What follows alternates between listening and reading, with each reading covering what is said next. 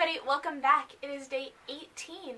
Today we read chapter 18 of the book of John, and this chapter gets us started into the Easter story. It's a little late for matching up with Easter, but I hope that you guys took some of my advice and read the Easter story anyways. Because this chapter is something that I have read and heard so many times, I'm not sure that there was something that very definitely stuck out to me this time, but I do want to touch on Peter's denial of Christ and how Peter was one of the most prominent disciples, one of the disciples that we think about first when we think about the disciples. But we need to remember that the disciples were people too.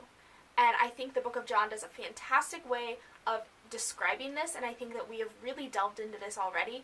But the disciples are people too, so that means they will mess up, and that means they will do things that they're not meaning to do, and they will not be the people that we always put them on this high pedestal.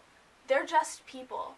They are not Jesus. Verse 37 is the one that I want to talk about a little today. "You are a king then," said Pilate.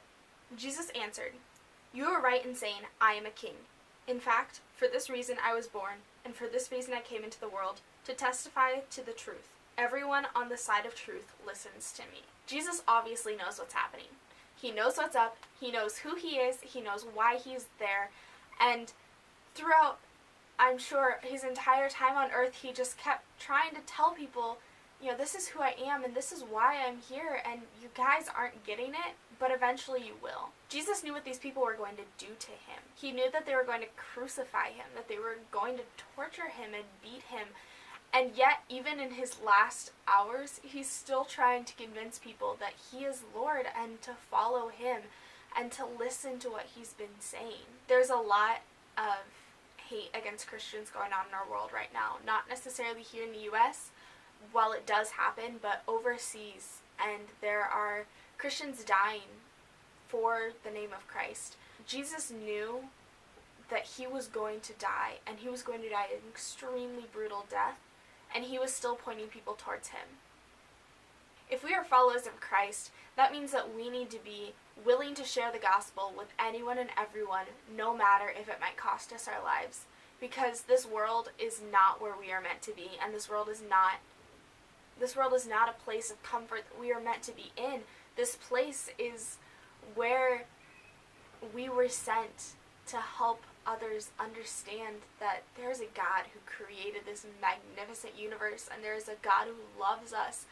And that's why we're here. It's not for the comfort of the world. It's not so the world will love us. It's so that we will claim Jesus and conquer the world for our King. I hope you guys are having a good week, and I'm feeling a little bit better today, as you can probably tell just by my energy. I hope that you guys continue reading with me, and that something that I have said will speak to you, and that you will be encouraged. I love you guys. Stay beautiful. I have more tea. It's raspberry.